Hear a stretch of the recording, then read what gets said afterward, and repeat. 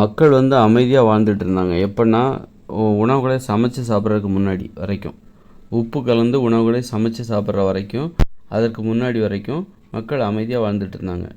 அவங்ககிட்ட உலோகங்களும் இல்லை. எப்போ சமைச்சு சாப்பிட்டாங்களோ, உப்பு கலந்த உணவுகளை சமைச்சு எப்போ சாப்பிட்டாங்களோ, அப்போ தான் அதன் பிறகு தான் எதையாவது பிரம்மாண்டமாக செய்யணும் அப்படிங்கிற தேடல் மனிதர்களிடம் அதிகரித்தது.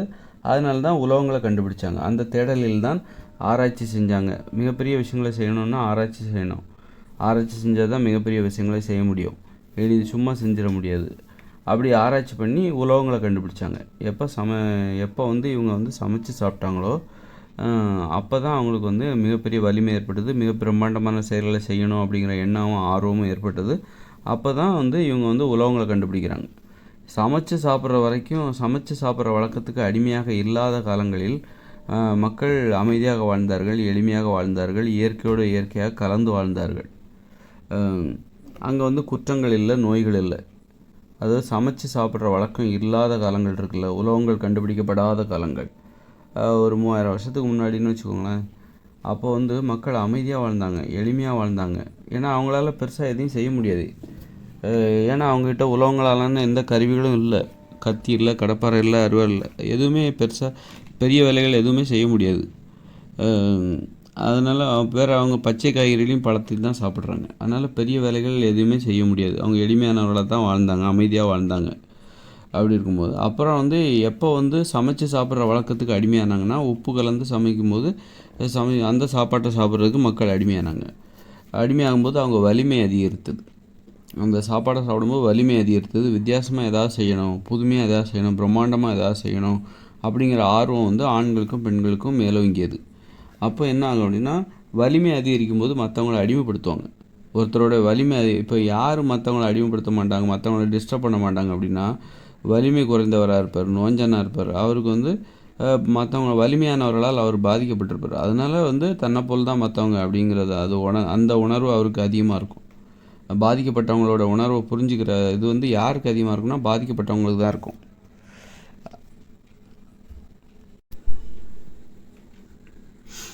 அதனால் பாதிக்கப்பட்டவர்கள் என்ன பண்ணுவாங்கன்னா, பாதிக்கப்பட்டவங்கள புரிஞ்சுப்பாங்க. இப்படி வந்து அப்போ வந்து உடலில் வலிமை அதிகரித்து விட்டால் என்ன பண்ணுவாங்கன்னா, மற்றவங்கள டிஸ்டர்ப் பண்ணணும்னு தோணும், மற்றவங்கள அடிக்கணும்னு தோணும், அடிமைப்படுத்தணும்னு தோணும். தனது உடலால் மற்றவங்களை பயமுறுத்தணும், அடிமைப்படுத்தணும் அப்படிங்கிற உணர்வு வந்து ஏற்படும். பெண்களை ஆண்களை அடிமைப்படுத்தியதற்கு அதான் காரணம். நீங்கள் வலிமையான உணவு, அதாவது உடலுக்கு அதிகப்படியான வலிமை தருகிற சமைத்த உணவுகளை உண்ணும்போது உங்கள் உடம்புல ரொம்ப வலிமை ஏற்படும்.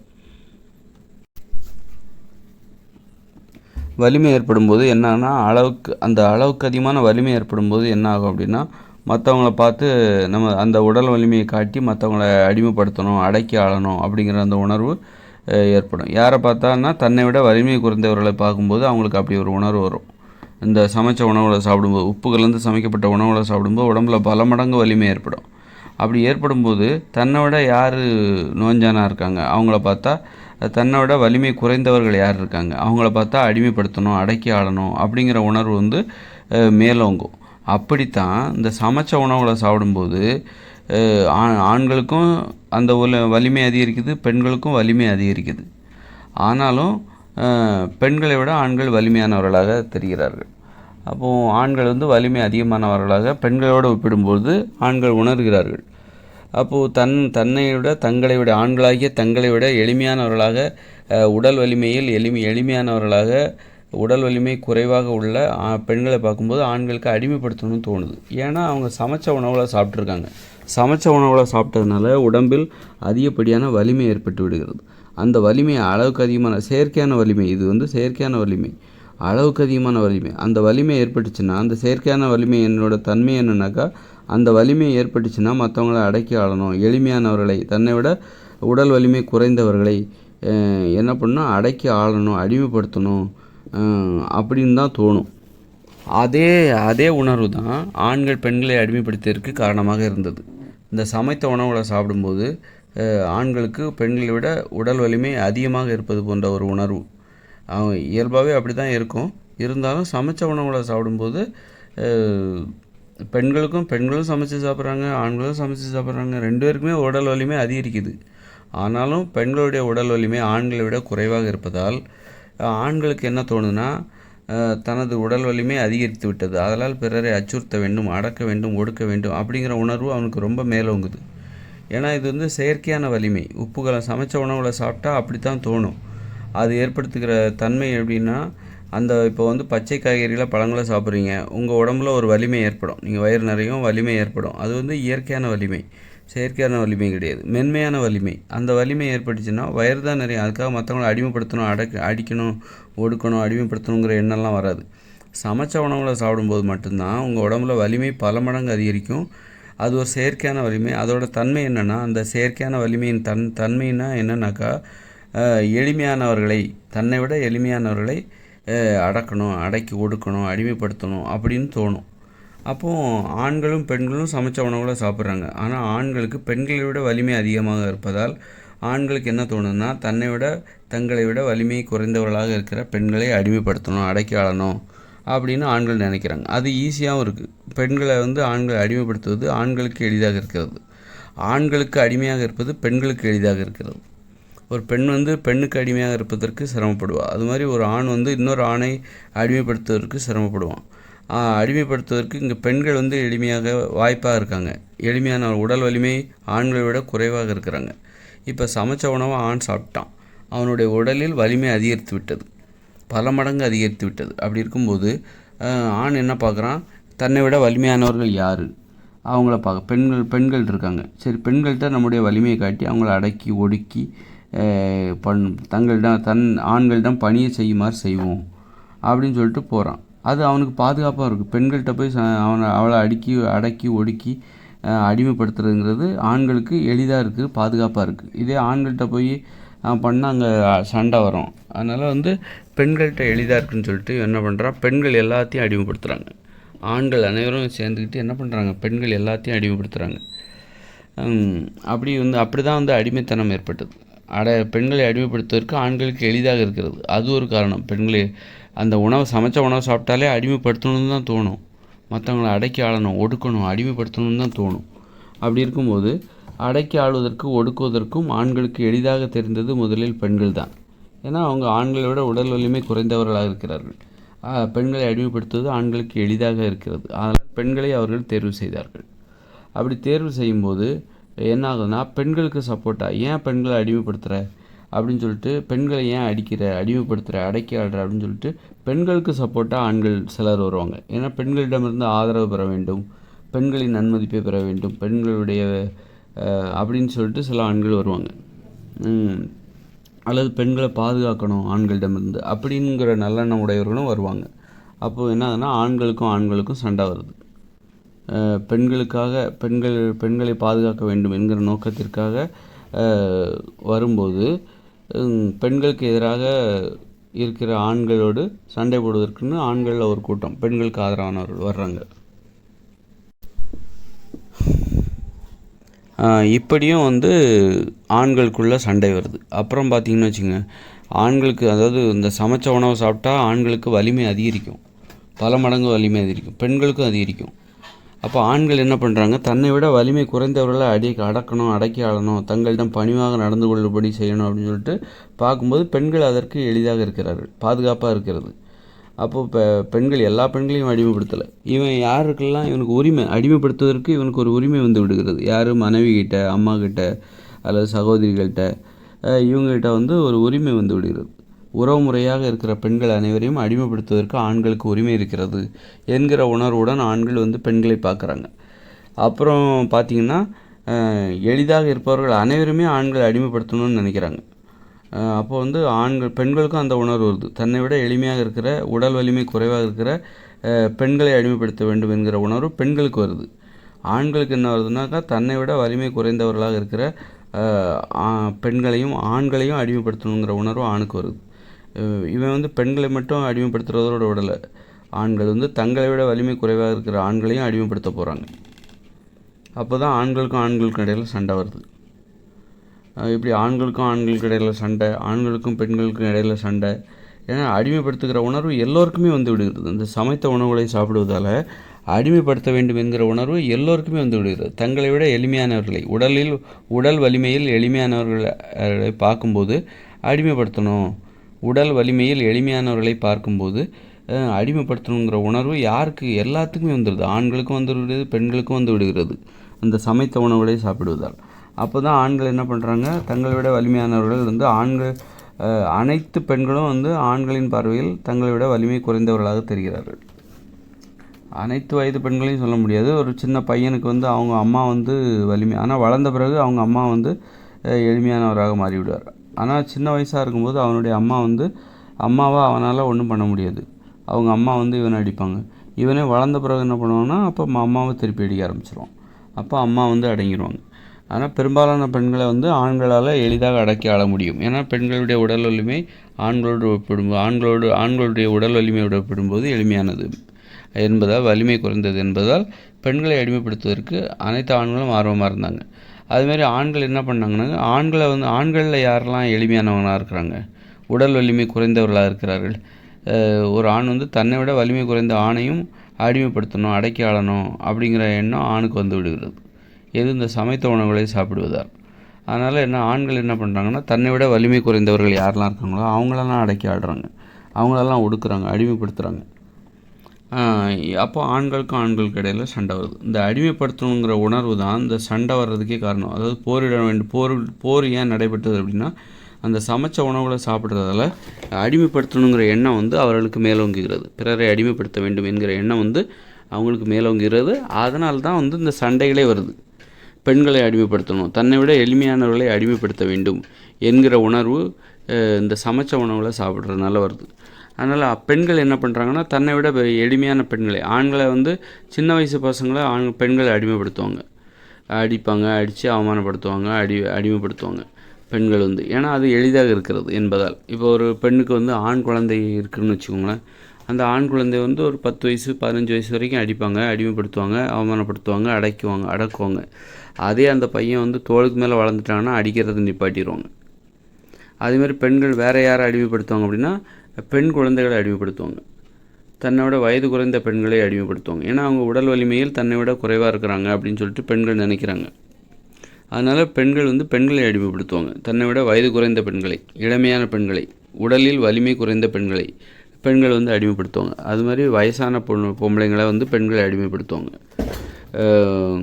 உடல் வலிமை யாருக்கெல்லாம் குறைவாக இருக்கோ அவங்கள பார்த்தா மற்றவங்களுக்கு அடிமைப்படுத்தணும் அப்படிங்கிற எண்ணம் எதனால் ஏற்படுதுன்னா, அந்த சமைச்ச உணவுகளை சாப்பிட்றதுனால ஏற்படுது.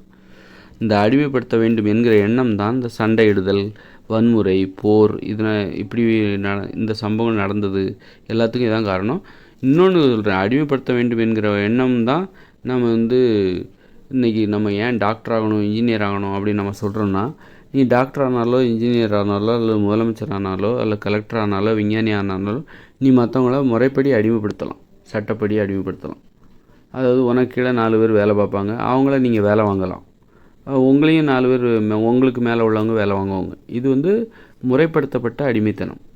அப்போ நீங்கள் சமைச்ச உணவுகளை சாப்பிட்டாலே உங்களுக்கு மற்றவங்கள எளிமையானவங்களை அடிமைப்படுத்தணும் அப்படிங்கிற உணர்வு வந்துடும். அது வந்து இயற்கையாகவே அதை தடுக்கவே முடியாது. அது ஒரு ஊக்க மருந்து. அது அப்படி தான் வந்து வேலை செய்யும். மூளையின் செயல்பாட்டை அது மாற்றிடும். அப்படிங்கும்போது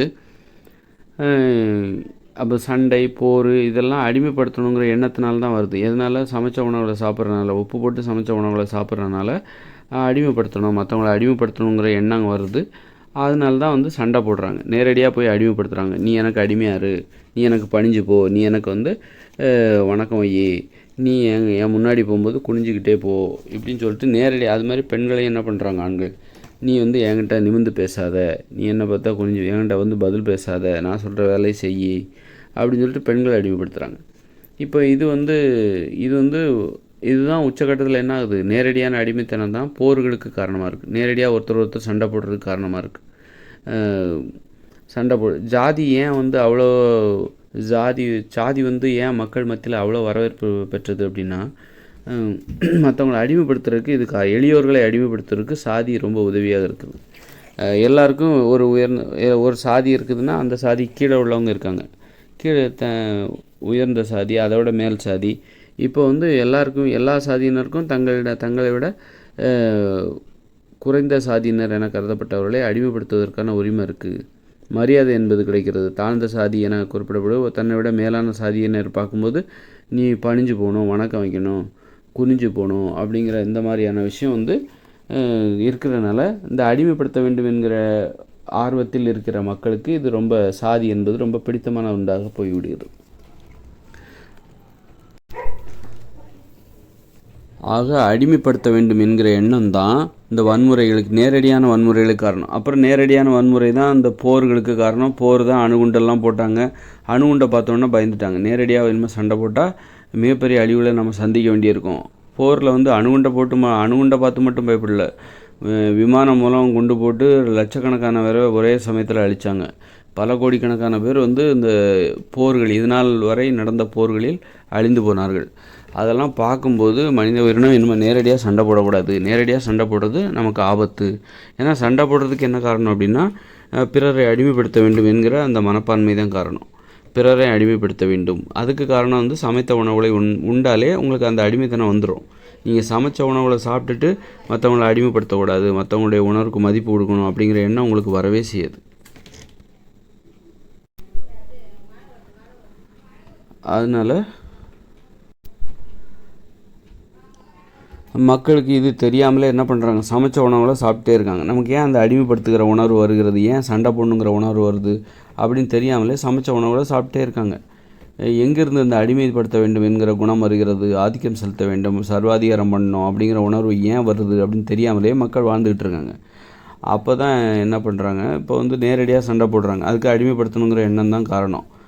மனைவியை போட்டு கணவன் அடிக்கிறது, அப்புறம் வந்து ஆண்களும் சண்டை போட்டுக்கிறது, பெண்களும் சண்டை போட்டுக்கிறது.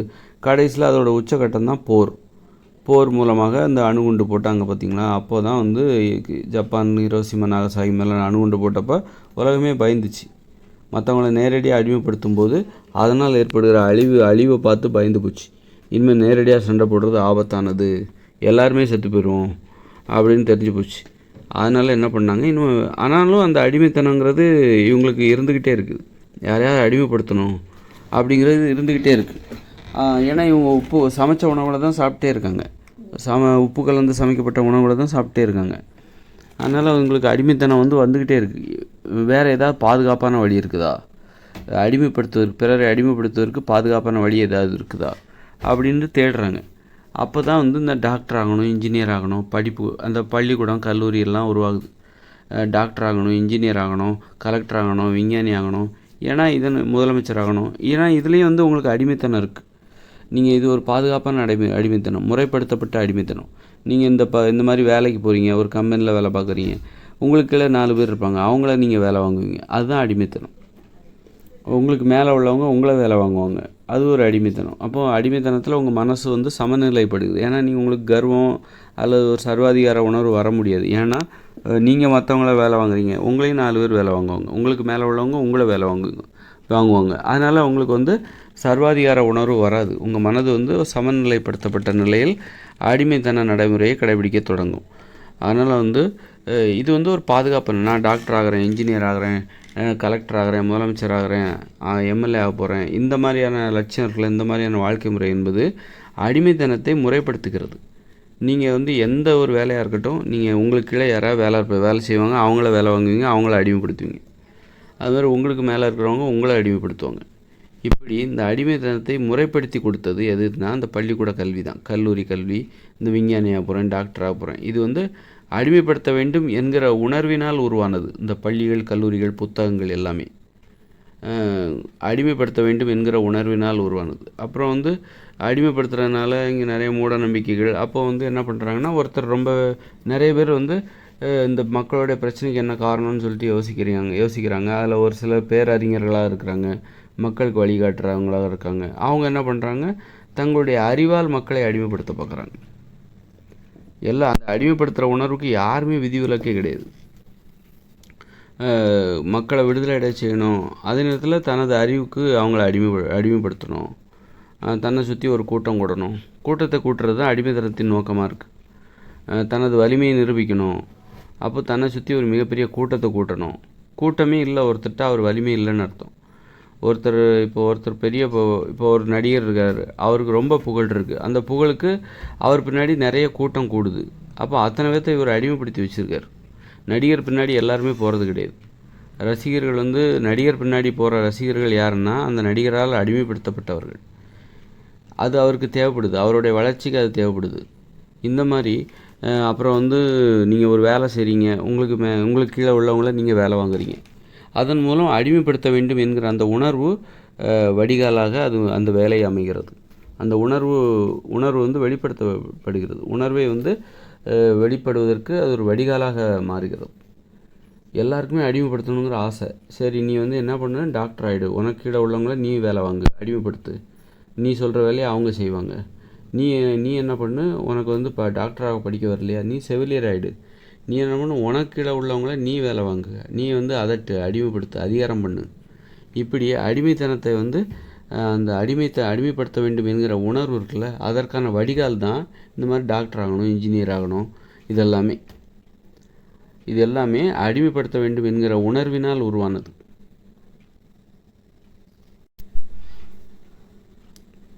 அதனால தான் இந்த அரசியல்வாதி ஆகிறதுக்கு, எம்எல்ஏ ஆகிறதுக்கு ஏன் மக்களுக்கு அவ்வளோ ஆர்வம்னாக்கா, நீங்கள் அடிமைப்படுத்தணுங்கிற சொன்னால் போதும், இதை செய் அதை செய், யார் எங்கே அப்படின்னா வருவாங்க, இதை செய் அதை செய், அங்கே வந்து ரோடை போடு, இங்கே வந்து தண்ணீர் பைப்பு திறந்து வை, இப்படி சொன்னாலே போதும்.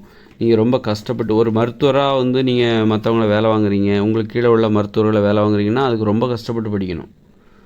ஒரு இன்ஜினியர் வந்து இன்ஜினியரிங் படிச்சுட்டு தனக்கு கீழே உள்ளவரை வேலை வாங்குறாரு அப்படின்னா அது ரொம்ப கஷ்டமான விஷயம்.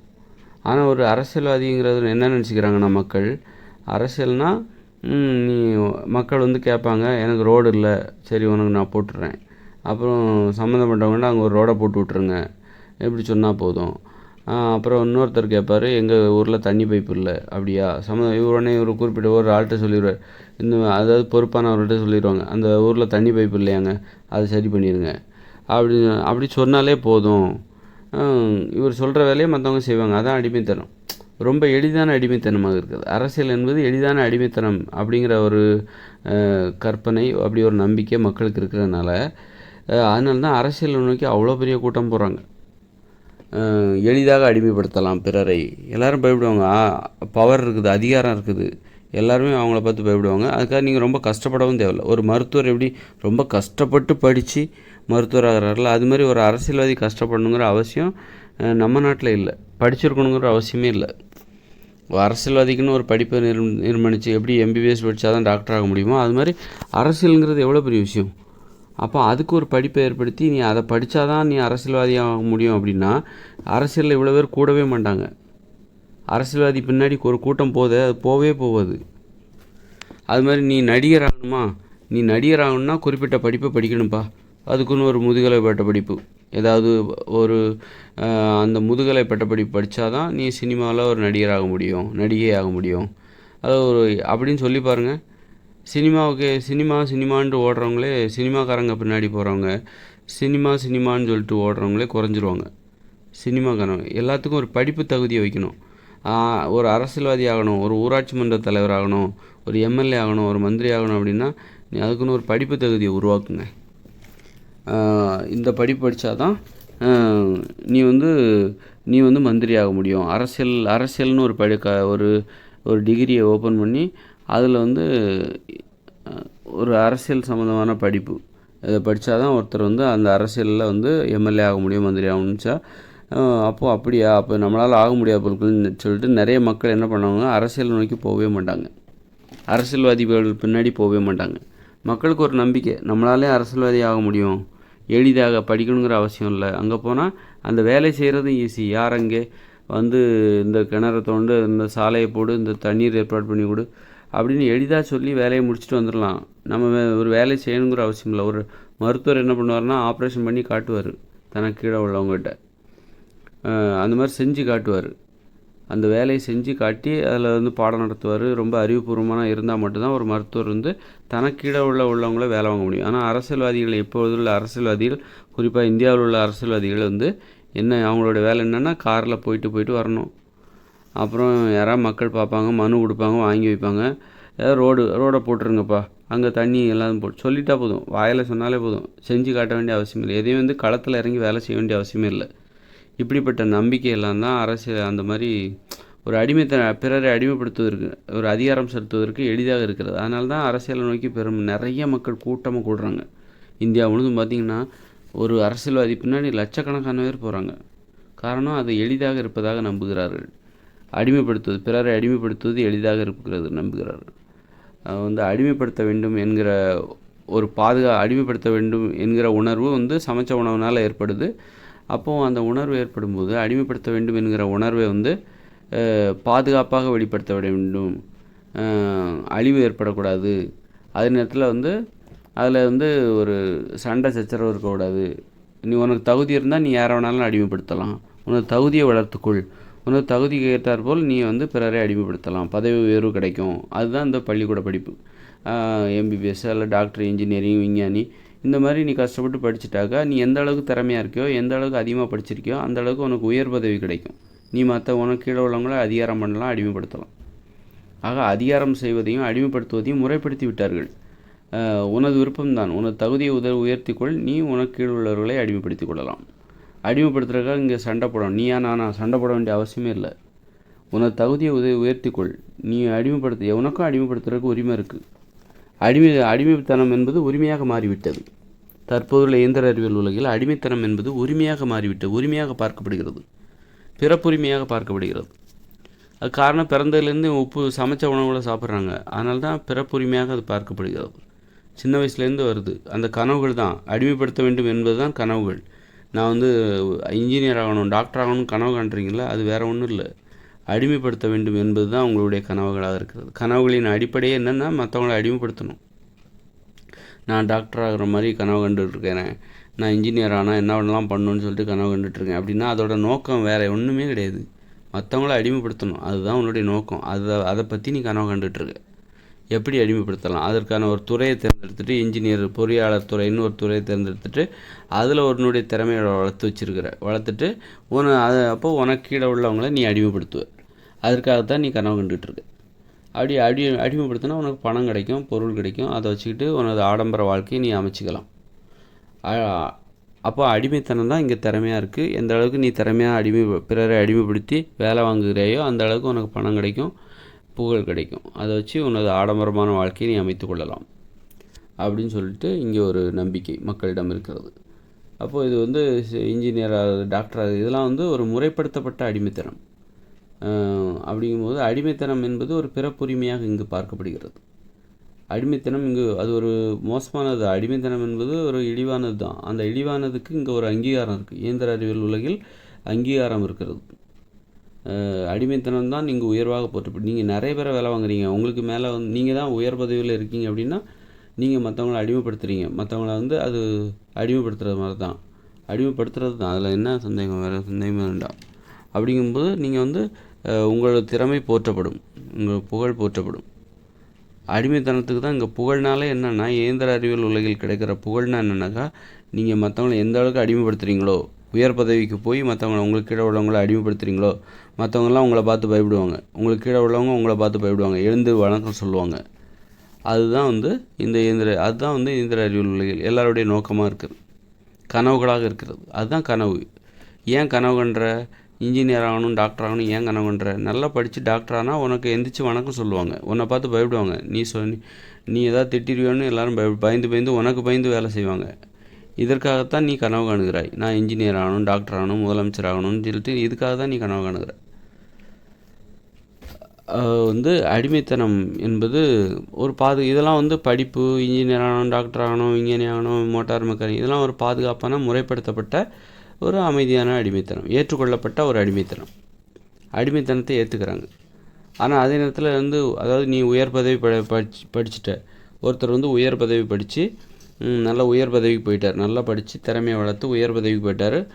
அவர் உங்களை அடிமைப்படுத்துகிறார். நீங்கள் அவரோட குறைவாக படிச்சிருக்கீங்க, குறைவாக திறமை உள்ளவராக இருக்குது, அதனால் அவர் சொல்கிற வேலையை நீங்கள் செய்கிறீங்க, அதை ஏற்றுக்கிறீங்க. அதே நேரத்தில் ஒருத்தர் உங்களோட உடல் வலிமை அதிகமாக இருக்குது, அவர் உங்களை அடித்து அடிமைப்படுத்தினாருன்னா நீங்கள் அதை ஏற்றுக்க மாட்டீங்க, அதை ஒத்துக்கவே மாட்டீங்க, உங்களுக்கு பயங்கர கோபம் வந்துடும். ஆக உடல் வலிமையால் அடிமைப்படுத்துகிறத அது ஒரு சட்டவிரோதம். அதுதான் ஒரு நேரடியான வன்முறை. அதற்கு இங்கே அனுமதி இல்லை. நீ மற்றவங்களை அடிமைப்படுத்தலாம், தப்பே இல்லை, ஆனால் அதற்கு முறையான வழி இருக்குது. நீ நல்லா படி, உன் திறமையை வளர்த்துக்கோ, ஒரு தொழிலை செய், அதில் மேலும் மேலும் திறமையை வளர்த்து உயர் பதவிக்கு போ, உனக்கு கீழே உள்ளவங்கள நீ அடிமைப்படுத்து. அதான் இப்போ உனக்கு பாதுகாப்பான வழியை ஏற்படுத்தி கொடுத்தாச்சு. அப்புறம் அதை விட்டுட்டு நேரடியாக வந்து ஒருத்தரை அடித்து எனக்கு நீ வணங்கு, எனக்கு நீ பணிவாக நடந்துக்கோ அப்படின்னு அடிமைப்படுத்தினா அதுக்கு முன்னே போலீஸில் கம்ப்ளைண்ட் பண்ணி உனக்கு பிடிச்சி விட போட்டுருவாங்க. தற்போதுள்ள இயந்திர அறிவியல் உலகை நீங்கள் புரிந்து கொள்ள வேண்டும். அடிமைத்தனத்தால் உருவான உலகம். அடிமைத்தனம்தான் இங்கு உயர்வாக பேசப்படுகிறது, உயர்வாக பார்க்கவும் படுகிறது, மதிக்கவும் படுகிறது, உயர்வாக மதிக்கவும் படுகிறது.